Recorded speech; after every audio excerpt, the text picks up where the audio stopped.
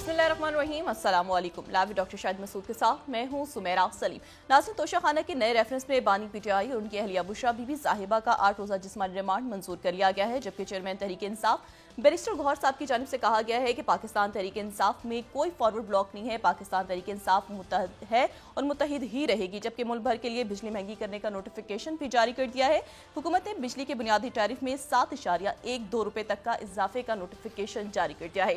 इसके अलावा भी दीगर मौज़ूआत पर आज हम गुफ्तगू करेंगे। स्टूडियो में हमारे साथ मौजूद है डॉक्टर शाहिद मसूद। अस्सलाम वालेकुम डॉक्टर साहब। वालेकुम जी, आपको भी। डॉक्टर साहब, साबिक अमरीकी सदर डोनाल्ड ट्रंप साहब पे कातिलाना हमला हुआ है, क्या कहेंगे? जी, ये तो पूरी दुनिया इस वक्त हिली हुई है और हर जगह पे ये खबर जो है ये बड़ी इसने सनसनी फैलाई हुई है कि डोनाल्ड ट्रंप जो हैं वो बाल बाल बच्चे हैं कातिलाना हमले से, और उसके ऊपर मुख्तलिफ जहमगोइयाँ भी हो रही हैं और उस पर हम बात करेंगे प्रोग्राम में आगे जाके। पाकिस्तान की सियासत में भी तलातुम है और पाकिस्तान की जो एक मजमूई फ़ज़ा है जिस क्योंकि पॉलिटिकल स्टेबिलिटी नहीं आ रही और अदालती फ़ैसले के नतीजे में भी शायद उस पर मुख्तलिफ जो स्टेक होल्डर्स हैं वो जो पॉलिटिकल जमातें हैं वो भी आज गिरफ्तारियाँ हुई दोबारा, सनम जावेद साहब, वो सारा हुआ। और इसी तरह से कल जो है वो मुस्लिम लीग नून के नवाज़ के जो सदर हैं नवाज शरीफ साहब, उन्होंने वो इजलास कर रहे हैं। फिर आने वाले दिनों में ये देखना है कि ये इसकी सूरत क्या बनती है, सूरत गरी। मेरी जो तहरीक इंसाफ के लोग जो हैं जो उनके लॉयर्स विंग हैं और वो सारे वो जा रहे हैं गालिबन सेनेट के इंतखाबात को चैलेंज करने के लिए और फिर सदारती इंतखाबात को भी चैलेंज करने के लिए कि ये कैसे हुए, क्योंकि अगर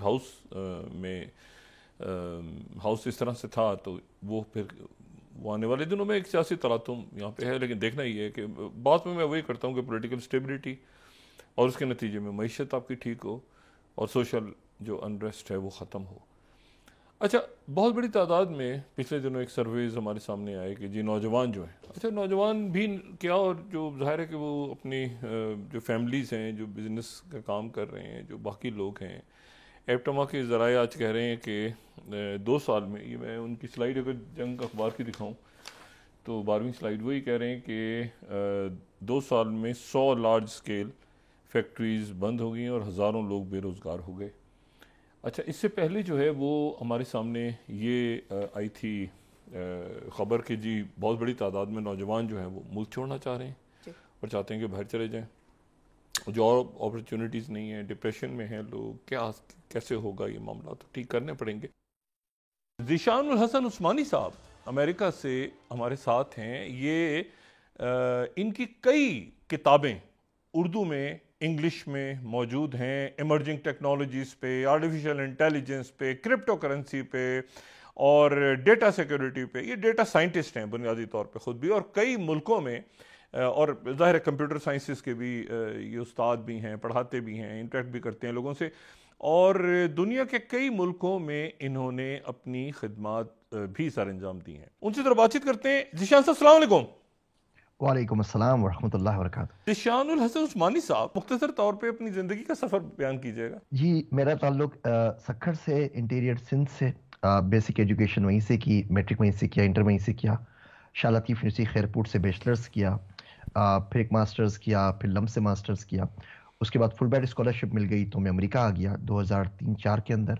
यहाँ से मास्टर्स किया, फिर सिटी बैंक में काम किया, डिस्कर फाइनेंशियल में किया, दूसरी फुल ब्राइट मिल गई तो पीएचडी कर लिया, फिर मजीद पढ़ता रहा तो मल्टीपल मास्टर्स हैं, पीएचडी है सब कंप्यूटर साइंस के अंदर। ये बताएं ज़ीशानुल हसन उस्मानी साहब कि हम ये 4th इंडस्ट्रियल रेवोल्यूशन से गुजर रहे हैं या 5th से? देखिए, जो इंटरनेट का इनकलाब था वो तो 1990s के अंदर आ गया।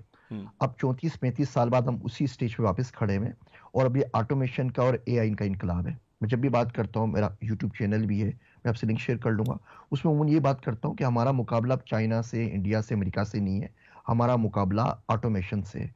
और ये आखिरी खपत है पाकिस्तानियों की जो दुनिया में कहीं खप सकेगी अगले 10-15 साल के अंदर।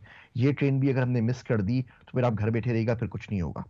तो इसमें हर चीज़ जो है वो एआई टेक ओवर कर रही है, एआई जॉब को रिप्लेस कर रही है। मैकेंसी की अभी रिपोर्ट है रिसेंटली, उन्होंने कहा दुनिया से 800 मिलियन जॉब्स खत्म हो जाएंगी सिर्फ एआई की वजह से, और दुनिया में 300 मिलियन जॉब्स क्रिएट होंगी, लेकिन तमाम की तमाम जॉब्स पे आपको एआई चाहिए होगी। आप एआई से रिप्लेस हो ना हो, आप उस शख्स से जरूर रिप्लेस हो जाएंगे जिसको एआई आती है। तो आर्टिफिशियल इंटेलिजेंस की पूरी की पूरी दुनिया जा रही है और हम पड़े हुए सो रहे हैं और ख्वाब खरगोश के मजे ले रहे हैं। मैं क्योंकि खुद डेटा साइंटिस्ट हूँ और केगल ग्रैंड मास्टर भी हूँ, तो मैं उम्मीद कहता हूँ कि guts feeling in the age of big data should be a punishable crime. तो हम सिंपल डेटा को फॉलो कर लेते हैं। पाकिस्तान की आबादी कोई 236-240 मिलियन है। इसमें कोई 64% जो हमारी आबादी है वो यूथ के ऊपर है। वो लोग जिनकी उम्र 30 साल से कम है, यानी हम यूथ कहते हैं। तो ये तकरीबन कोई बनते हैं 139.8 मिलियन पीपल, 14 करोड़ लोग बनते हैं। 3,40,000 स्क्वायर मील का पाकिस्तान है। तो अगर आप नक्शे के ऊपर इनको प्लॉट करें, ये 411 पाकिस्तानी बनते हैं यूथ पर माइल। हर मील के ऊपर 411 बच्चा आपके पास बैठा हुआ है। अंडर एजुकेटेड है या इलिटरेट है या बेरोजगार है या अंडर एम्प्लॉयड है, अनएम्प्लॉयड है, इसका हम करेंगे क्या? और ये मुसलसल बढ़ता जा रहा है। अच्छा, ये तो हम पूरे पाकिस्तान पे इसको इक्वली डिवाइड कर रहे हैं। आप रूरल अर्बन का अगर फर्क निकाल दीजिए तो 2,000 बच्चा, 2300 बच्चा अर्बन सिटीज में पर माइल बैठा हुआ है। वो आप देखते हैं ना, कोई भी बंदा आता है और रेडी उठा के आता है और 5-5 लोग आ जाते हैं। वो लोग निकल के कहाँ से आते हैं? वो यहीं से निकल कर आते हैं। यही बेरोजगार बच्चा है जो घरों में बैठा हुआ है। इतने सारे लोगों की पाकिस्तान में खपत है ही नहीं सिरे से। अगर आप बोलेंगे हम नंबर्स पे डिटेल से बात कर लेंगे। अब मैं बोलता हूँ इस बच्चे के लिए अगर मुल्क के अंदर काम नहीं है तो इसे भूखा तो नहीं मरना ना, तो क्या करेगा? चोरी करेगा, डाके करेगा। और आप देख रहे हैं पाकिस्तान में क्राइम रेट कितना ज्यादा बढ़ गया है, मोबाइल के ऊपर लोगों की जाने जा रही हैं। ये वही बच्चा है, इसको खाना तो है ना कुछ तो करना है। तो इसको आप मुल्क से बाहर निकाल दीजिए। इसमें बच्चे का भी फायदा है, मुल्क का भी फायदा है, उनके घर वालों का भी फायदा है, हर शख्स का फायदा है। अभी तो बच्चों को अमेरिका में भी इसलिए स्कूल भेजा जाता है कि हम ये देख लें कि वो 4 साल तक गया है, सुबह टाइम पर पहुंचा है, शाम को टाइम पर निकला है, असाइनमेंट जमा करवाई टाइम के ऊपर, पंक्चुअलिटी से सारी की सारी काम किए, ताकि उसके अंदर एक कंसिस्टेंसी, डिसिप्लिन डेवलप हो जाए। फिर कुछ यूनिवर्सिटीज बहुत अच्छी पढ़ा रही हैं। पाकिस्तान में ना ये डिसिप्लिन डेवलप हो रहा है, ना बच्चे में कंसिस्टेंसी आ रही है, ना फोकस आ रहा है। ये 3 चीजें किसी यूथ को, किसी बच्चे को जिंदगी में आगे बढ़ने के लिए, ये अगर उसमें आ जाए तो जानबूझ के भी नाकाम नहीं रह सकता। डिसिप्लिन, फोकस और कंसिस्टेंसी, ये तीनों भी हमारी नस्ल से अनका हो गए। और पढ़ाने का तो पूछे ही नहीं, हर रोज पॉलिसी चेंज होती है। किसी दिन 2 साल की डिग्री शुरू कर देते हैं, किसी दिन खत्म कर देते हैं। भाई जो 2 साल का बैचलर्स कर चुका है वो ट्रांजिशन कैसे करेगा? वो तीसरे साल में कैसे आएगा? चौथे साल में कैसे आएगा? किसी यूनिवर्सिटी को चार्टर देते हैं, किसी चार्टर खत्म कर देते हैं, किसी को मानते हैं, किसी को नहीं मानते। तो इस धींगा मस्ती के अंदर बच्चा कुछ पढ़ नहीं पा रहा। और जो करिकुलम है उसका तो रोना ही क्या, वो कितना पुराना है। 2-4 उंगलियों पे कुछ यूनिवर्सिटीज गिनने, उनके अलावा पाकिस्तान में सबके सब कोई ऐसी डिग्री नहीं दे रहे कि बच्चा बाहर जाके कोई काम कर सके। आप गजब खुदा का देखें, 40-40 लाख की बैचलर्स की डिग्री मिलती है और बाद में बच्चा फ्री अनपेड इंटर्नशिप कर रहा होता है, 15-15 हजार रुपए के ऊपर जॉब कर रहा होता है। पूरी जिंदगी काम करता रहे ना, तो उस 4 साल की डिग्री के पैसे पूरे नहीं होते। तो इस बच्चे का आप करेंगे क्या? लोग बोलते हैं ब्रेन ड्रेन हो रहा है। तो ब्रेन ड्रेन होने के लिए तो ब्रेन होना जरूरी ना। ब्रेन तो आपने डेवलप किया ही नहीं, तो ड्रेन कहां से होगा? तो इन तमाम लोगों को अपने पास रख लेंगे, बाहर जाने दें इनको, बाहर पढ़ के कुछ ब्रेन डेवलप कर लेंगे, वापस आके आपका फायदा कर देंगे, वहां से कुछ पैसे बेच के, रेमिटेंस भेज के आपका फायदा कर देंगे। आप उनको घर में अगर रखेंगे, इनको कुछ आता भी नहीं है, कोई सलीका भी नहीं है, तो ये मुल्क पे बोझ ही बनेंगे और क्या करेंगे। अच्छा, आने वाले दिनों में एक बहुत बड़ी तादाद ऐसी है जो पाकिस्तान में, इंडिया में, श्रीलंका में, बांग्लादेश में, दीगर मुल्कों में फ्रीलांस काम कर रही है। ये फ्रीलांस चलेगा और ग्रो भी करेगा, लेकिन उसकी नौयत चेंज हो जाएगी। अब फ्रीलांस में जो टास्क आ रहे हैं वो बहुत ज्यादा कॉम्प्लिकेटेड आ रहे हैं, बहुत ज्यादा कॉम्प्लेक्स आ रहे हैं। अब वो दौर गुजर गया है कि आप कंटेंट राइटर बन जाए, $5-5 के लोगो बना के भेज दीजिए। तो वो पूरी की पूरी शिफ्ट हो रही है और हम लोग एज अ नेशन, बहैसियत कौम, उसके लिए रेडी नहीं है। पहली बात। दूसरी बात ये कि फ्रीलांस का बबल भी हमने बहुत ज्यादा फुला दिया है, इसमें कोई इतनी ज्यादा हकीकत है नहीं। हमारे पास जो बच्चा $5 का लोगो बनाता है ना, हम उसको भी फ्रीलांसर बोलते हैं। जिसने पूरे साल के अंदर $4 का काम किया होता है, हम उसको भी फ्रीलांसर में काउंट कर लेते हैं। इस काउंटिंग के बावजूद टोटल पाकिस्तान में फ्रीलांसर्स 3 मिलियन है। किसी से किसी वाइल्ड से वाइल्ड अगर एस्टिमेट लगा लें, ये 3 मिलियन पाकिस्तानी आबादी का क्या बनता है? 1.25% मेरे ख्याल से बनेगा पूरी की पूरी आबादी का। तो 1% आबादी के काम के ऊपर आप बाकी 99% को कहां से खिलाएंगे? तो हमें नंबर्स पे देखना चाहिए कि नंबर्स क्या बोल रहे हैं। और नंबर्स को हम लोग, हमारे मुल्क में एक चीज जो मिसिंग है वो इन्वेंट्री है। किसी को नहीं पता कौन क्या कर रहा है, क्या नहीं कर रहा। मैं आपसे, अगर आप मिनट दें तो 2 बातें करूं। इंटरनेशनल लेबर ऑर्गेनाइजेशन है जिसको ILO कहते हैं, उसको भी 101 साल हुए अक्टूबर के अंदर। वो दुनिया के लोगों को 4 कैटेगरीज में डिवाइड करती है, ILO लेवल 1, 2, 3 और 4। लेवल 1 में आपके पास जिस्म है, दिमाग ज्यादा नहीं है, थोड़ा बहुत कोई काम कर लेंगे, आप पियोन लग जाएंगे, गाड़ी का दरवाजा खोल देंगे, रेस्टोरेंट का दरवाजा खोल देंगे, एटलीस्ट कुछ ना कुछ पैसे कमा लेंगे ताकि अपनी फैमिली का पेट भर सके। लेवल 2 में वो लोग आते हैं जिनके पास जिस्म हो, and the skill can be taught between 3 to 6 months। Vocational training जो होती है पूरी दुनिया के अंदर, स्विट्जरलैंड दुनिया में नंबर 1 है इसके ऊपर। आप उसे प्लम्बर बना दें, कारपेंटर बना दें, उसको आप बॉडी गार्ड बना दें, लाइफ गार्ड बना दें, इलेक्ट्रिशियन बना दें, सारी चीजें उसमें। लेवल 3 में मेरे और आपके जैसे लोग, doctors, engineers, professor, scientist. Level 4 पे वो लोग आते हैं जो पूरी पूरी दुनिया को लीड करते हैं, Noam Chomsky, Bill Gates, Elon Musk.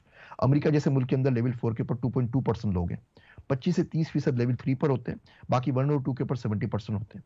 हमारे मुल्क में बदतमीजी क्या होती है कि आप लेवल 1 से बंदे को लेवल 4 पे लाना चाहते हैं, ऐसा नहीं होता भाई, ये सिक्वेंशियल है। लेवल 1 से 2 पे आएगा, 2 से 3 पे आएगा, 3 से 4 आएगा, डायरेक्टली आप इतना बड़ा जंप नहीं मार सकते। अब पाकिस्तान में ये बच्चे हैं, अब 140 मिलियन, हमने यूथ की बात की 139.8 मिलियन की, इसमें से 25% इलिटरेट है, वो पढ़े लिखे ही नहीं सिरे से। तो 35 मिलियन बच्चा जो यूथ में से वो पढ़ा लिखा ही नहीं है। अगला जो 35 मिलियन है, अगला 25% वो बेरोजगार है। हमें आंखें खोलनी चाहिए, 70 मिलियन बच्चा, 7 करोड़ बच्चा जिसके पास ना जॉब है और ना हमारे पास जॉब देने के लिए जॉब्स मौजूद है, कोई अपॉर्चुनिटीज नहीं है। पूरा पाकिस्तान मिल के 1.8 मिलियन जॉब्स निकाल रहा है आजकल साल की, जो बिल्कुल पीक के ऊपर है। तो आपके पास 140 मिलियन बच्चा है, 2 मिलियन जॉब्स आप साल की निकाल रहे हैं, 70 साल तो आपको लग जाएंगे उस बच्चे को जॉब देने में। 70 साल में पाकिस्तान की आबादी बढ़ के 700 मिलियन हो जाएगी, तो करेंगे क्या? इतने सारे बच्चों को रख के करना क्या है? तो मैं ये कहता हूं कि इसमें से 20 मिलियन बच्चा आप मुल्क से बाहर भेज दीजिए। पाकिस्तान के अंदर जो जॉब्स है ना वो तो रहेंगी। कोई बंदा अगर खेती कर रहा है, कोई बंदा रेडी चला रहा है, कोई बंदा रेस्टोरेंट चला रहा है, तो उसको तो फिल वक्त फौरन कोई डेंजर नहीं है, बिकॉज हम दुनिया से वैसे ही 30-50 साल पीछे ही चल रहे हैं, तो उसमें तो थोड़ा हमें सुकून है। लेकिन इतने सारे लोग जो मौजूद हमारे पास हैं, उनके लिए जॉब्स मौजूद नहीं है। बताया 7 करोड़ लोगों के पास जॉब नहीं है, तो बेचारे करेंगे क्या?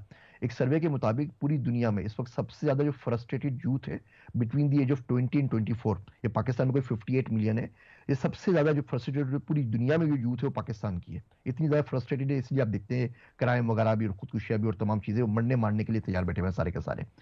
तो लेकिन जो बाहर जॉब कर रहे हैं फ्रीलांसर की, वो खत्म हो जाएंगी। ये एसईओ कंटेंट पर काम कर रहे हैं, वो एआई ले जाएगा। ये लोगो बनाते हैं वो एआई ले जाएगा, वेबसाइट बनाते हैं वो एआई ले जाएगा, प्रोग्रामिंग करते हैं वो एआई ले जाएगा। तो ये थोड़ा बहुत पैसा बाहर से भी आ भी रहा है फ्रीलांस के नाम के ऊपर भी, ये आप देखेंगे कि अगले 10 सालों में कम होना शुरू हो जाएगा। एक बात चलती है हमेशा कि डिग्री या हुनर, डिग्री या हुनर, ये वाली भी एक बहस है, और ये भी वो मुर्गी पहले अंडा पहले वाली बहस है। लेकिन इस पे आपकी क्या राय है? देखिए, अगर आपके पास डिग्री नहीं होगी ना, तो आपके लिए दूसरी दुनिया के दरवाजे नहीं खुलेंगे। आपको बाहर जाके कहीं मास्टर्स में एडमिशन चाहिए, पीएचडी में चाहिए, स्कॉलरशिप चाहिए, तो आप जाके नहीं बोल सकते कि जी मैं मैट्रिक फेल हूँ, मुझे स्कॉलरशिप दे दीजिए, मुझे हार्वर्ड आना है। हार्वर्ड आपको आपकी ईमेल का जवाब भी नहीं आएगा। तो उसके लिए डिग्री बड़ी जरूरी है दुनिया में आगे जाने के लिए, क्योंकि आपकी जो कंपटीशन है ना वो ग्लोबली है, आपका सिर्फ लोकल कंपटीशन नहीं हो रहा।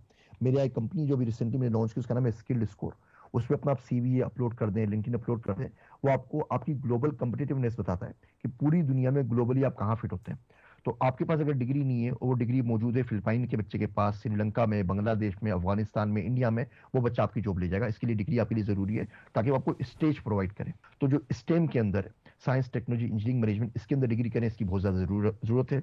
साइकोलॉजी के अंदर करें, पूरी दुनिया में जो अमराज है वो बढ़ रहे हैं, कंज्यूमर हेल्थ बूम कर रहा है, हेल्थ केयर के अंदर कोई डिग्री कर लीजिए, तो वो डिग्री करें जो आगे जाके आप इस्तेमाल कर सकते हैं। हमारे मिडिल ईस्ट के अंदर 1.8 मिलियन सऊदी अरब में, 1.6 मिलियन यूएई के अंदर है, इसमें 70-80% बच्चे तो वही हैं जिनके पास कोई बैचलर्स की डिग्री नहीं है। जाके माली लग गए हैं, ड्राइवर लग गए हैं, खानसामा लग गए हैं, बहुत सारे काम कर रहे हैं। पाकिस्तान में बेचने के लिए भी है क्या? गुर्बत बस। पहले चाइना के पास थी, चाइना अमीर हो गया, उसका बच्चा बोलता है $25 कम से काम नहीं करूंगा, दुनिया ने चाइना को फ्रीलांसर काम देना छोड़ दिया। फिर ये काम उठाया इंडिया ने, इंडिया अमीर हो गया, काम बंद कर दिया, वापस आके इंडिया में काम कर रहे हैं। हमारा बच्चा बाहर जाके इसकी जॉब कर सकता है कि हमारा बच्चा सर झुका के $8, $10, $12 में काम कर सकता है। बराबर के ऊपर अमेरिकन बच्चा $25 में भी काम नहीं करता, बैठ के घर पे गेम खेल रहा है। आप देख लीजिए रिसेंट यूनिवर्सिटीज के अंदर जो पीएचडी कर रहे हैं अमेरिका के अंदर, अगर आप देखें तो उसको आपको गिने चुने अमेरिकन मिलते हैं। सारे एशियन, सारे इंडियन, सारे नाइजीरियन, ये सारे पीएचडी चाइनीज और जापानीज पीएचडी कर रहे होते हैं। अमेरिकन ने तो पढ़ाई की तरफ बहुत रुझान कम कर दिया है। तो तमाम जॉब्स जो अमेरिकन नहीं कर रहे। पाकिस्तानी 240 मिलियन दुनिया की आबादी का 3% है, 97% हमें बड़े आराम से हायर कर रहे होते हैं। मैं तो कह रहा हूँ इसमें से खाली 20 मिलियन 2 करोड़ लोगों को भेज दो, या आपको $100 बिलियन का रेमिटेंस लाके दिया करेंगे, ताकि आपको $1-1 बिलियन के लिए भीख ना मांगनी पड़े।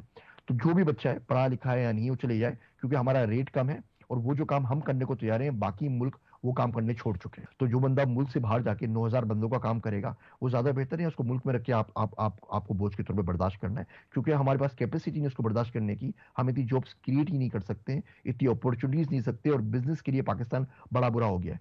बिजली हमारे पास इस वक्त अमेरिका से महंगी है, पेट्रोल हमारे पास अमेरिका से महंगा है। ये इदराक कैसे जाए अपने बच्चों को, अपनी नई नस्ल को, या इवन नई नस्ल को नहीं, मैंने तो ज्यादा उम्र के लोगों को भी देखा, वो भी एडिक्ट हो चुके हैं, टेलीफोन पे बैठ के सारा दिन व्हाट्सएप पे इधर उधर वो अपना वक्त आए।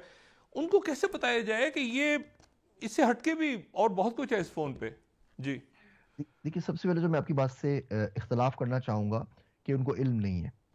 जितना इल्म कि हमें ये सब क्या काम करना चाहिए, जन्नत में पहुंचा दे, हम सबको होता है। वो कौन सी बातें हैं जो जहन्नुम में ले जाएंगी, हम सबको पता होता है, अमल नहीं होता। इन बच्चों को दुनिया की हर वेबसाइट मिल जाती है, दुनिया की साइट बैन कर दें, वीपीएन डाल के उस साइट को भी चला लेते हैं। और जब बोलते हैं खान अकेडमी भी जाओ तो बोलते हैं हमें पता नहीं है। ये लोग झूठ बोलते हैं। इनको अगर कोई बंदा तलाश करना चाहे किसी को तो उस तक पहुंच जाता है। जो खराबी आई है, पहली बात तो वो है काहिली। काहिली और सुस्ती है। घर बैठे खाना मिल रहा है, माँ बाप पाल रहे हैं। अमेरिका में तो बच्चों को निकाल देते हैं 16 साल की उम्र में, बोलते हैं जाके बाहर काम करो। तो जो हम बिल्कुल देते रहते हैं घर में बिठा के, इसकी वजह से बहुत काहिली और सुस्ती आ गई है। मैं कोई और वर्ड यूज नहीं करना चाह रहा, उसकी वजह से नहीं पढ़ते। दूसरी चीज उन्होंने जिंदगी को बहुत ज्यादा आसान समझ लिया है। अगर ये लोड थोड़ा सा पहले उनके ऊपर डाल दें तो बहुत ज्यादा आसानी हो जाएगी। कोई चीज दुनिया की इस वक्त ऐसी नहीं है डॉक्टर साहब जो आप इंटरनेट के ऊपर यूट्यूब पे ना पढ़ सकें। आपको ग्राफिक्स सीखनी है, आपको एआई सीखनी है, आपको डेटा साइंस सीखनी है। मैंने कोई 176 सर्टिफिकेशन किए हैं, वो सारी की सारी ऑनलाइन किए हैं। जो कोर्सेज $5,000 के होते हैं वो 400-500 रुपए की किताब के ऊपर है। ये बच्चा कभी नहीं पढ़ेगा। वो नेटफ्लिक्स की सब्सक्रिप्शन लेके $5,000 पे कर देगा, वो 15,000 की बर्गर और पिज्जा खा लेगा, लेकिन पढ़ाई पढ़ के नहीं देगा। तो इनको तो वाकई इनको कुछ थोड़ी बताना चाहिए कि पढ़ लें। दूसरा बेड़ा गर्क मारा हमारे पास मोटिवेशनल स्पीकर्स में। जब आपको कुछ पता नहीं होता, दुनिया में आपको कहीं भी जाना है तो आपको 3 चीजें मालूम होनी चाहिए। वेयर यू आर, आप कहाँ खड़े, where you want to go, आपने कहाँ जाना है, हाउ टू गेट देयर। आपको यही नहीं पता होगा कि आप खड़े हुए कहाँ पर है, आपको जाना कहाँ पर है, तो किसी भी शख्स का रास्ता गलत भी और सही भी, आप जो चाहे कर लें, जैसी चाहे मर्जी, एनीबॉडीज गेस। कोई आके बोलता है कि जी आप जब किसी चीज के लिए सेट कर लें दिमाग, पूरी यूनिवर्स मिलकर आपके लिए उसके लिए काम करती है। यूनिवर्स को कोई फर्क नहीं पड़ता भैया अगर आपने मेहनत नहीं की। और ये मेहनत और पढ़ने की आदत हमारे मुझ से अनका हो चुकी है। किताब पढ़ना पाकिस्तान में हराम हो चुका है, बिल्कुल इसी तरीके से सुअर खाना हराम है। जब बंदे पढ़ेंगे नहीं, लिखेंगे नहीं, तो दुनिया में आगे बढ़ेंगे कैसे? वो सिर्फ शिकायत करने की कुछ नहीं कर सकते। अच्छा, आपने कहा कि ये मोटिवेशनल स्पीकर, लेकिन वो तो मोटिवेट कर रहे होते हैं घर बैठे करोड़ों रुपया कमाओ, अरबों रुपया करो, मतलब ये क्या है? मतलब ये जो है इनको कह रहे हैं मोटिवेशनल स्पीकर। पाकिस्तान का सबसे बड़ा मसला ही मोटिवेशन है इस वक्त। अच्छा। मैं अपने आपको बोलता हूँ कि मैं डीमोटिवेशनल स्पीकर हूँ। अच्छा। पाकिस्तान में हर बच्चा हर जगह से मोटिवेट होकर आया होता है। वो 100 चीजों में मोटिवेट हुआ हुआ होता है और एक काम नहीं कर रहा होता। ये सारे स्पीकर आते हैं, आपने पिछली गवर्नमेंट में देखा होगा, उससे पिछले में देखा होगा, अरबों रुपए का समंदर है, उसमें डुबकी लगाओ। आपको उनसे बुला के पूछे, भाई साहब आपने प्रोग्राम शुरू कराया था, 40,000 बच्चे ट्रेन कर दिए, वो अरबों का समंदर किधर गया? उन 40,000 में से 400 को भी जॉब नहीं मिली होगी, और जो 400 को जॉब मिली होगी ना, वो भी किसी तरह के किसी और मोटिवेशनल स्पीकर के पास जाके कोई और कोर्स बेच के पढ़ा रहे होंगे। तो पहले बात तो उसका कोई मदावा नहीं, जो जब चाहे जैसे चाहे झूठ बोलते, और बाद में पूछने वाला हमारे मुल्क में तो कोई है ही नहीं। दूसरी बात, ये इतनी सारी चीजों पे गलत मोटिवेट हो रहे हैं। जो बंदा मोटिवेट कर रहा है ना, उसने भी जिंदगी में कभी कंपनी नहीं बनाई, उससे जिंदगी में रेडी लगा के डबल रोटी भी नहीं बेची है, और वो आपको यूट्यूब पे आके सिखा रहा होता है कि $1 बिलियन की कंपनी कैसे बनती है। वो कभी जिंदगी में अपने शेयर से बाहर नहीं निकला है, और वो आके आपको बता रहा होता है जी अमेरिका बिल्कुल बेकार है, वहां पे नहीं जाना चाहिए, वहां पे पढ़ाई अच्छी नहीं होती। तो भाई जिससे सीख रहे हो, कम से कम ये तो मालूम कर लो उसने अपनी जिंदगी में कोई कुछ किया या नहीं किया। वो आपको कंप्यूटर साइंस सिखा रहा है तो उससे कंप्यूटर साइंस कहीं से पढ़ा है, कहीं से सीखा है। वो आपको बिजनेस करना सिखा रहा है तो उससे जिंदगी में कितने कौन से बिजनेस किए हैं। आप जिस चाहे बंदों को कर लो। और हमारे पास एक, हमारे पास तो फॉलो किया जाता है जो टिकटॉक के ऊपर लोग डांस करते हैं, और जो उल्टी सीधी वीडियोस लीक होती हैं।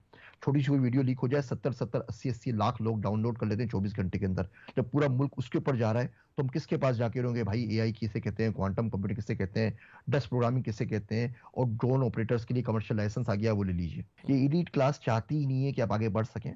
अगर आप आगे बढ़ गए, आपको शऊर मिल गया, आपको इल्म हासिल हो गया, आप रोटी रोजी के मसले से निकल गए, तो आप सवाल पूछेंगे ना, तो फिर पाकिस्तान तुर्की नहीं बन जाएगा, फिर पाकिस्तान इंडिया नहीं बन जाएगा, पाकिस्तान चाइना या अमेरिका नहीं बन जाएगा। तो ये बोलते हैं इनको अपने मसाइल में इतना उलझा के रखो, इतना उलझा के रखो कि सर उठाने की फुर्सत ना मिले। ये तमाम इलीट क्लास के बच्चे मुल्क से बाहर पढ़ रहे हैं। आप इस वक्त बता दीजिए ना, कौन सी इलीट क्लास पाकिस्तान में, कौन से हुक्मरानों बड़े लोग हैं जिनके बच्चे मुल्क से बाहर नहीं पढ़े? कोई आप उठा लीजिए, आप जुडिशरी से उठा लीजिए, आप डिफेंस से उठा लीजिए, आप पॉलिटिशियन से उठा लीजिए, जिसके बच्चे मुल्क से बढ़ रहे हो। दांत तक तो ये बाहर से आके निकलवाते हैं, और हमारे लिए रोते रहते हैं कि पाकिस्तान बेहतरीन है, और जरा नम हो तो ये मिट्टी बड़ी जरखेज है, साकी पानी डाल डाल के इस मिट्टी को दलदल बना दिया है। शायद वाहिद सच है जो हमारे हुक्मरान बोल रहे हैं, बिल्कुल ठीक बोल रहे हैं, बिल्कुल मुंह छोड़ के चले जाइए। वो खुद तंग आ गए, उनको पता है इनको लोगों को खिलाने के पैसे मेरे पास नहीं है, सब भूखे मरेंगे, बिल्कुल ठीक कह रहे हैं, और अब चले जाइए, आंखें खोल लीजिए। मुल्क में रह के करना क्या है आपने?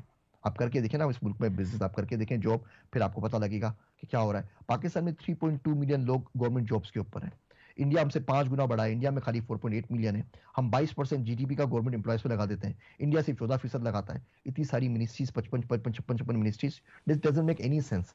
लेकिन उनको परवाह नहीं है, उनके 135 बिलियन डॉलर का टोटल कर्जा है पाकिस्तान में। आप निकले ना अभी घर से बाहर, मुझे बताइए वो 135 बिलियन डॉलर कहाँ लगा हुआ है? 135 बिलियन डॉलर से मुल्क का नक्शा चेंज हो जाता है भैया, वो सब बड़े लोगों की जेब में जाता है, हम गरीबों के पास बचता कुछ नहीं है। हम बैठ के सोचते रहते हैं कि खुदा की इमदाद आएगी, मनोसलवा उतरेगा, मनोसलवा खत्म हो गए, अभी कोई इमदाद नहीं आ रही भैया। जो कुछ करना है थोड़ी सी मेहनत अमल कर लो, साथ में दुआ भी कर लो, अल्लाह बेहतर करे। सबसे पहले बच्चों को बोलता हूँ कि अपनी बेसिक्स ठीक कर लें, और कुछ अच्छा। नहीं करना।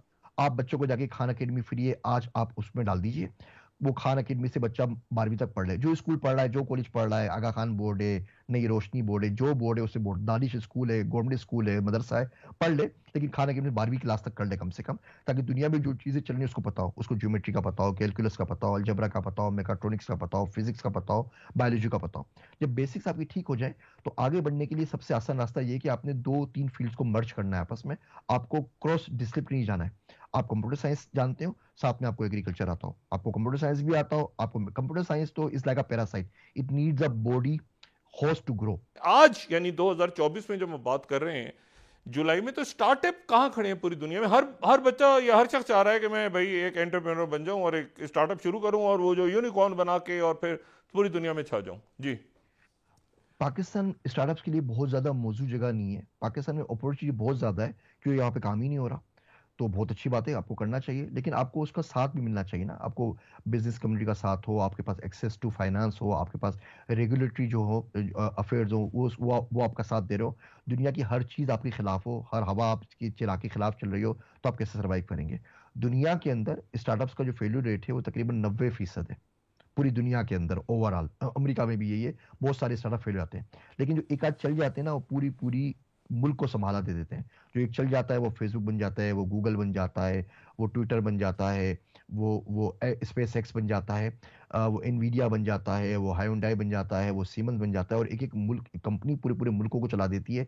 इन कंपनियों का जो रेवेन्यू होता है हमारे पूरे पूरे मुल्क की जीडीपी से ज्यादा हो जाता है। एक तो हर चीज हमारी सिक्योरिटी थ्रेट बन जाती है, वो चीज जो अमेरिका में आके सिक्योरिटी थ्रेट नहीं बनी, इसराइल आके सिक्योरिटी थ्रेट नहीं बनी, इंडिया में आके नहीं बनी, मुल्क में आके हमारी सिक्योरिटी थ्रेट बन जाती है। हमें पता नहीं क्यों मसला हो गया है कि पूरी दुनिया हमारे खिलाफ आंखें निकाल के बैठी हुई और मैं कर रही है। दुनिया को आपसे कोई काम नहीं है भैया, हमें गरीब मफलूकुल हाल कौम है दुनिया के नक्शे के ऊपर। दुनिया अपनी चीजों में इतनी ज्यादा बिजी है, दुनिया के पास कोई टाइम नहीं है कि बैठ के वो देखते रहे कि आज धरना किसने दिया और अपने मुल्क में क्या हो रहा है। दुनिया बहुत ज्यादा पोलराइज हो चुकी है डॉक्टर साहब। अब वो हम कहते हैं ना वर्ल्ड इज फ्लेट वगैरह, वो कहानियां सारी की सारी खत्म हो चुकी हैं।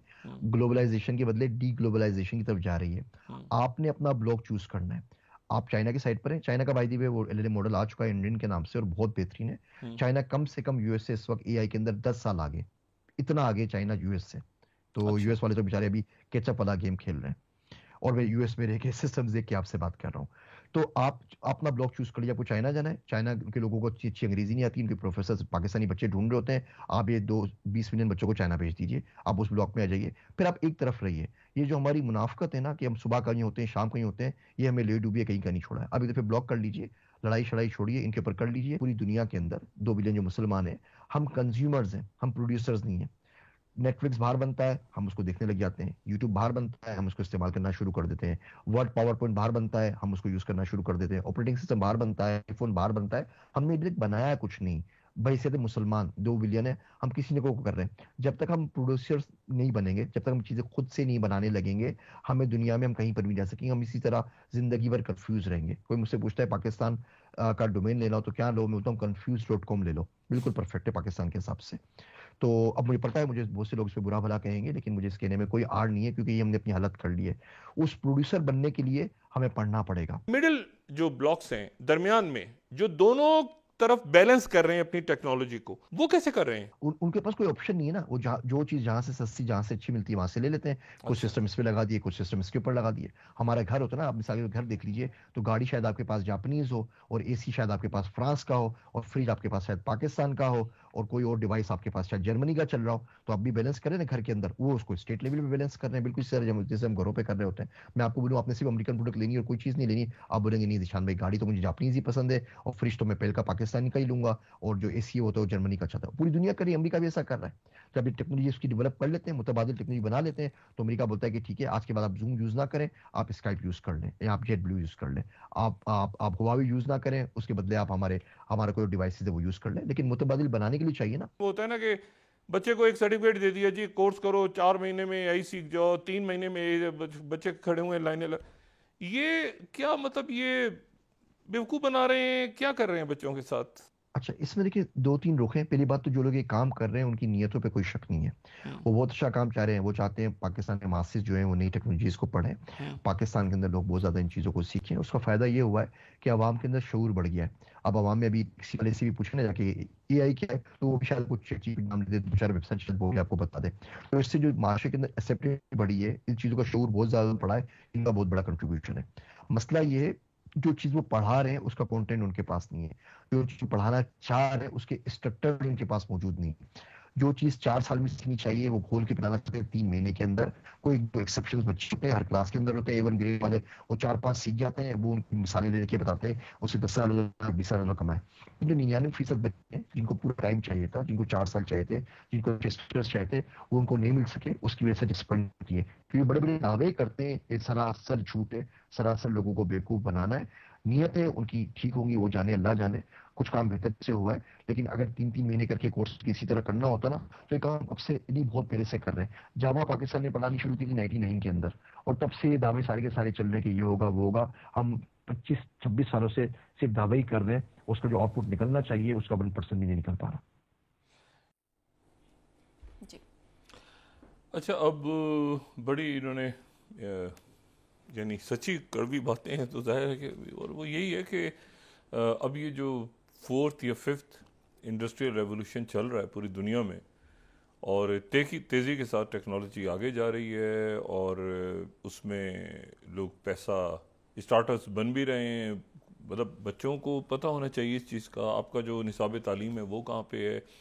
नौकरियां जो हैं वो आने वाले दिनों में मज़ीद पैदा हो रही हैं, बहुत सारी ख़त्म होने जा रही हैं। एक टर्मोइल है मुल्क के अंदर। अब ये ठहराव आए कहीं तो उसमें आपको पता चले कि भाई आपकी असम्बलियाँ, आपके अकाबरीन, आपके मुंतखब नुमाइंदे, आपकी मईशत, आपका सोशल अंडर्स, ये सारा उन्होंने जिक्र किया। और अब हुक्मरान भी बाज़ कहते हैं कि जाने तो जाओ, मुझसे छोड़ के चले जाओ, ये तो कोई हल नहीं है, जाओ सब जाओ। कहाँ जाओ भाई, कैसे जाओ, खुद का। तो ये मेरा ख्याल है कि बड़ी इंपॉर्टेंट बात है, और आज इस पे आने वाले दिनों में बात करते रहेंगे। लेकिन ये है कि अभी जैसे गुफ्तगू शुरू में बात की थी, अभी तो सारी दुनिया की जो तवज्जो है वो है थॉमस मैथ्यू क्रुक के पास। और ये वो 20 साला नौजवान है, 20 साला शख्स है जो कि जिसने साबिक सदर ट्रंप पे गोलियां चलाई, और उसके फ़ौरन बाद उसको सीक्रेट सर्विस ने मार दिया। अब इसके ऊपर मुख्तलिफ सवालात खड़े हैं, और ये हैं सवालात के सीक्रेट सर्विस की परफॉर्मेंस के ऊपर दुनिया भर से इसकी मजम्मत हुई है। पाकिस्तान के जो की लीडरशिप है, और तमाम दुनिया की लीडरशिप, वो इस बात पे परेशान है, क्योंकि आने वाले दिनों में तो ये प्रेसिडेंशियल कैंपेन बहुत ज़्यादा चलेगी, और उसमें वो तो गली गली गांव एक उनके मतलब हो रहे होते हैं, गांव से मुराद ये कि मुख्तलिफ जगहों पे उनकी कैंपेन चल रही होती हैं। तो ये हमला इस वक्त होना, कातलाना हमला, और उसमें वो बचे हैं बाल बाल। तो ये बड़ी सूरत हाल एक नई तरफ दुनिया को लेके जा रही है। और साथ ही जो है वो गज़ा के अंदर से क्या सूरत हाल डेवलप हुई है, क्या सबकी तवज्जो 24-48 घंटों में चली गई है वहीं पे उस वाक़े की तरफ, जो कि बहुत बड़ा यानी एक आप समझें कि सिक्योरिटी लैप्स का जाए। इसमें कंस्पिरेसी थ्योरीज भी घूमना शुरू हो गई, अमेरिका में आगे पीछे दाएं बाएं। तो वक्फा लें तो उसके बाद जब बात करते हैं कि ये कहाँ जा रहे हैं हम भी और सारी दुनिया भी साथ साथ। जी नाज़रीन, वापस आते हैं एक छोटे से ब्रेक के बाद।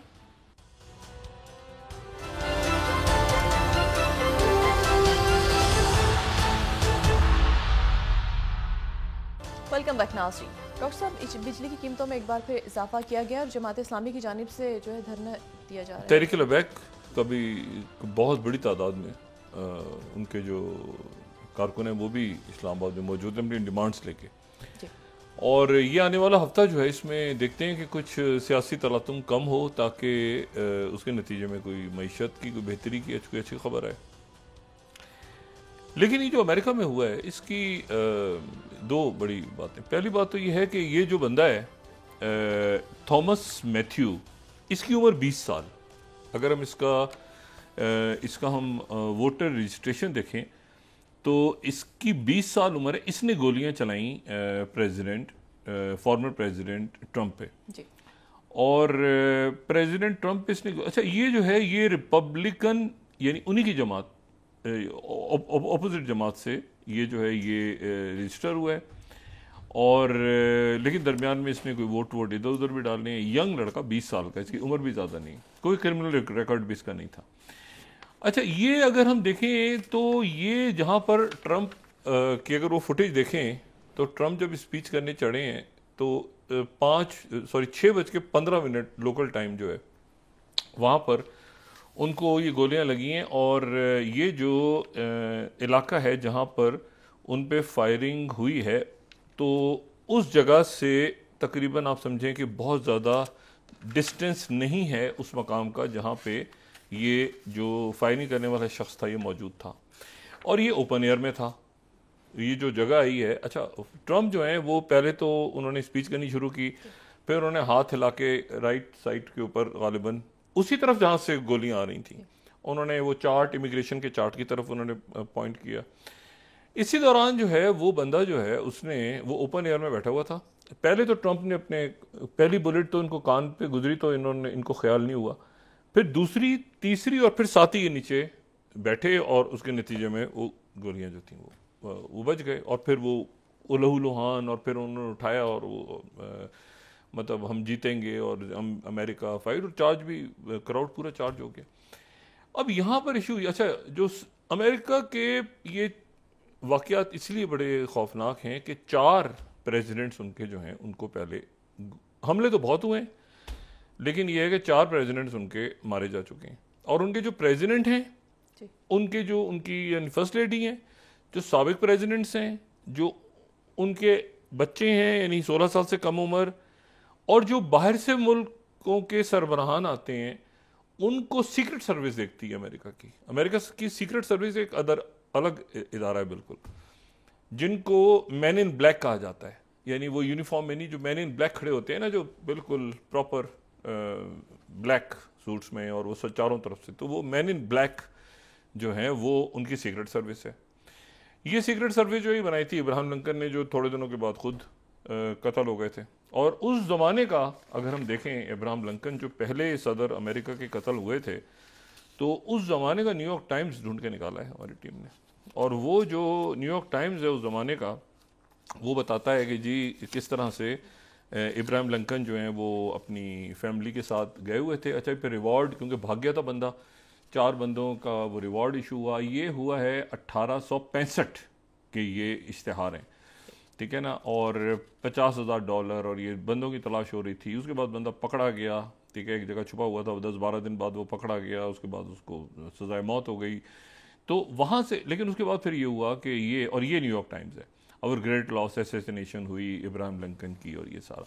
अच्छा दूसरे जो फिर उनके प्रेसिडेंट हैं वो आगे जाके हमें मिलते हैं और उनका भी जो है वो मर्डर हुआ, और वो हुआ 1901 में विलियम कैंसली। और वो जो हैं वो नहीं, सॉरी, पहले गारफील्ड गए 1881 में, 1881 में। वो ट्रेन स्टेशन पे वॉक कर रहे थे और कुछ देर के बाद उनको गोलियां लगी, और उस जमाने तो गारफील्ड जो हैं उनको भी गोलियां मार के जो है वो चले गए, वो भी दुनिया से। अच्छा, और फिर उसके बाद जो है वो गारफील्ड के बाद फिर चौथे जो हैं वो विलियम मैकिनले हैं 1901 में। अच्छा, ये भी स्पीच दे रहे थे न्यूयॉर्क में और इनको भी कत्ल कर दिया गया। अब इनके भी उस ज़माने का अखबार देखें तो shot by anarchist at Buffalo fair, और 2 बुलेट्स लगी असैसिन की तरफ से, एक बॉडी को पेनिट्रेट कर गई। सर्जन्स कह रहे हैं कि रिकवरी पॉसिबल है, लेकिन यह है कि रिकवरी उनकी नहीं हो सकी, और किंगले जो है उनकी भी डेथ हो गई। और फिर जो है वो हमें मिलते हैं जो कि 1963 में जॉन एफ कैनेडी, और जॉन एफ कैनेडी का हर एक को पता है। अच्छा, अब ये तो 4 उनके प्रेसिडेंट जो हैं उस ज़माने में एक्स्ट्रा वो ज़मीन में छपते थे, तो वो जैसे पाकिस्तान में भी एक ज़माने में ज़मीन में छपा करते थे सप्लीमेंट्स, तो वो जनाब उनके 4 प्रेसिडेंट्स जा चुके हैं। और कातलाना हमले तो बेशुमार हुए हैं, जिनमें सबसे मशहूर कातलाना हमला तो एक तो ये बहुत खौफनाक है, इस पर भी बात करते हैं, ट्रंप के ऊपर जो हुआ है इसके सवाल बहुत सारे उठ रहे हैं इस पर। और कोई शख्स कभी सदर के इतना करीब नहीं पहुंचा। वो जो पेरीमीटर है जहाँ पे मैग्नेटोमीटर्स लगे हुए हैं, पेरीमेट मीटर है जिसमें पूरा थ्रेट असेसमेंट्स करती हैं, ये जो सीक्रेट सर्विस है इसके पास बड़े वसाइल हैं। FBI के साथ, CIA के साथ, DEA के साथ, सबके साथ कोऑर्डिनेट करके फिर प्रेसिडेंट को और बाहर से आने वाले डिग्निटीज को, साबिक सदूर को, सबकी सिक्योरिटी की जिम्मेदार होती है। और 6,500 इसमें लोग हैं।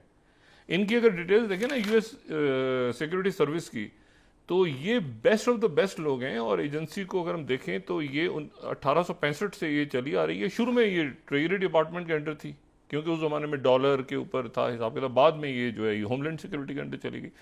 लेकिन इशू जो है वो ये है कि कभी ऐसा नहीं हुआ कि कोई सदर के इतना करीब पहुंचाओ।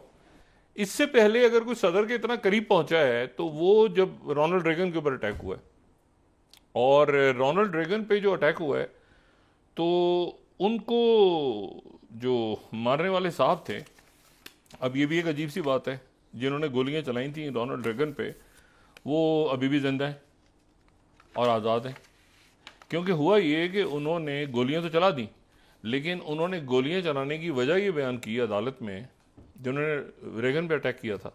रेगन को गिर गए थे, रेगन को याद होगा, सब ऊपर से उनको सिक्योरिटी के जो हज़ार ने ले लिया था। उस बंदे ने कहा कि मैंने एक फिल्म देखी है और उस फिल्म का नाम है द टैक्सी। उस जमाने में बड़ी मशहूर एक मूवी थी द टैक्सी, उसमें रॉबर्ट डे नीरो और जूडी फॉस्टर। अब वो ये कहता है, उसने बयान दिया कि, और उसके घर से भी बहुत सारा ऐसा निकला साजो सामान, कि उसने कहा कि मैं रॉबर्ट डे नीरो से मुझे हसद थी और मैं जूडी फॉस्टर को इम्प्रेस करना चाहता था। तो जूडी फॉस्टर को मैं चूँकि इम्प्रेस करना चाहता था, तो इसलिए मैंने उसको इम्प्रेस करने के लिए मैंने 2-3 दफ़ा बात की, फ़ोन किए, पता नहीं क्या किया, खुदा जाने। तो उसको जो है वो, उसने मुझे बात नहीं की, तो मैं उसको इम्प्रेस करने के लिए रेगन पे हमला कर दिया। उसको जनाब, उस पर ट्रायल चला, उसको जनाब पागल खाने भेज दिया। उसने कई साल गुजारे पागल खाने में, और फिर जो है वो 2-3 साल पहले वो रिहा हो गया। और रिहा होने के बाद वो अब वो घूमता फिरता है, और लोग, मतलब है कि ये अजीब सी बात कि अदालत ने उसको पागल करार दे के कई सालों बाद, मेरे ख्याल से 2015-16 में उसको रिहा किया, और वो अब घूमता फिरता है वहाँ पे। एनीवे, तो मैं कह रहा हूँ कि ये जो पेरीमीटर था जो प्रेसिडेंट ट्रंप का, ये उसके बाद ये दूसरा वाक़या है कि इस इतना करीब कोई शख्स आ गया। एक बात तो ये है। दूसरी बात ये है कि वो छत, वो ऊंची जगह तक कैसे पहुंच गया। यानी वो जो जगह है, यहाँ पे ट्रंप खड़े हैं, और ट्रंप, ये जो जगह है ये ओपन है। या तो होना कि कोई बंद इमारत है, उसकी खिड़की है, उसमें जनाब को पर्दे के पीछे से एक जो है वो जा रहा है जनाब, एक गन निकली हुई है, वो खुली छत पे बैठा हुआ है बंदा। और वो जो खुली, ये जो तस्वीरें आप देखें तो ये तो सीक्रेट सर्विस वाले, वो जो अभी ट्रंप ने आना है तो सीक्रेट सर्विस वाले तो ऊपर खड़े हुए छत के ऊपर, तो इनको वो बंदा नजर नहीं आया जो कि खुली छत पे खड़ा है। वो जो बंदा इन्होंने मारा है वो खुली छत पे था। वो किसी इमारत की खिड़की में नहीं छुपा हुआ, वो खुली छत पे बैठा है। अब सवाल ये है कि वो जो वहां पर हाजरीन है उस मजमे, वो कह रहे हैं जी हमने तो देखा है कि खुली छत, वही जगह नहीं, ओपन एयर के ऊपर। ओपन एयर वो एक, आप समझेंगे बस एक सिंगल वो है स्टोरी सी, तो उसकी छत के ऊपर वो बंदा निशाना बना रहा है, और निशाना के ये ट्रंप है, वो बंदा है। ओ भाई, ये सिक्योरिटी सर्विस कहाँ गई? अब सवाल हो गए खड़े, अभी तक उनका स्टेटमेंट नहीं आया। उसने गोलियां चलाई, ट्रंप तो बच गए, लेकिन वहाँ हाजरीन में एक शख्सियत की डेथ हो गई, उसका नाम अभी नहीं बताया जा रहा, और 2 और को गोलियां लगी। लेकिन सीक्रेट सर्विस सवाल बड़े खड़े हो गए कि भाई वो अंदर गुजरा कैसे, चेक पॉइंट्स को क्रॉस करके आगे तक पहुंच गया। और फिर उसके बाद जो है वो सीक्रेट सर्विस के पास बहुत ज़्यादा, अच्छा वो जो पुलिस है वहाँ की, उन्होंने पेंसिल्वेनिया की पुलिस ने कहा हमारा ताल्लुक नहीं है, सीक्रेट सर्विस करती है थी। सीक्रेट सर्विस का अभी तक स्टेटमेंट नहीं आया, लेकिन इंक्वायरी की बातें शुरू हो गई हैं कि हाईएस्ट लेवल पे कांग्रेस जो है वो उनकी इंक्वायरी करे और चेक करे कि भाई प्रेसिडेंट को, मैंने आपसे कहा ना कि अभी तो प्रेसिडेंशियल कैंपेन चल रही है, और उसमें लोग जाते हैं, खुल के मिलते हैं लोगों से, हैंडशेक होता है, मतलब सदर को। और अच्छा, ये जो प्रेसिडेंट बाइडन उस वक्त डेलवर में थे शायद, वो अपनी वीकेंड, तो वो फौरन वाइट हाउस पहुंचे। वाइट हाउस पहुंच के उन्होंने गालिबन बात भी की, पहले तो बात की उन्होंने ट्रंप से, और फिर उन्होंने इसकी शदीद मजम्मत की। हाईएस्ट लेवल पे इंक्वायरी शुरू हो गई है, ये मामूली वाकया नहीं है, पूरी दुनिया हिल गई इस पर। देखिए ना, ये प्रेसिडेंट जो हैं, ये अमेरिकन प्रेसिडेंट्स या बाकी शख्सियत दूसरे मुल्कों में भी जाते हैं तो भी इनकी अपनी सिक्योरिटी सर्विसेज साथ होती हैं। अब किसी दूसरे सवाल पे वाकया हो जाता, अगर आपने इतना करीब छोड़ दिया उस बंदे को, किसी दूसरे मुल्क में वाक़या हो जाता तो उसके, तो ये बहुत सारे सवालात हैं जो वहाँ पे खड़े हो गए हैं, कंस्पिरेसी थ्योरीज भी घूम रही हैं, वो सारी उसको छोड़ दें। जो असल बात है वो ये है कि ये बंदा वहाँ पहुंचा कैसे था। दूसरी बात, सबसे आम बात, उसको मार क्यों दिया? ये असल जो सवाल है ना, ये सवाल ये कि उसको मार क्यों दिया, पकड़ा क्यों नहीं? मतलब उसे गिरफ्तार कर लेते। एक बंदा है वो जो छत पे चढ़ा हुआ है और वो कहीं फरार तो नहीं हुआ ना, उसको घेर लेते, उसको जो है वो किसी तरह से उसको न्यूट्रलाइज करते और उसको अरेस्ट कर लेते।